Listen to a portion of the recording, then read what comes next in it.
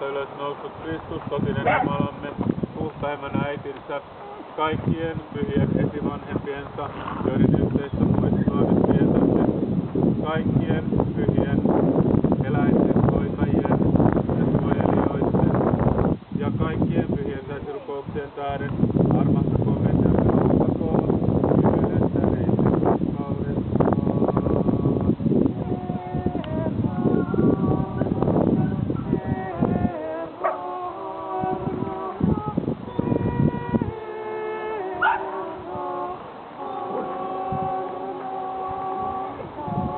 Pyhitetyn vihmomisella siunataan nämä lemmikkieläimet ja niiden isännät ja emännät, isän ja pojan ja pyhän hengen nimeen.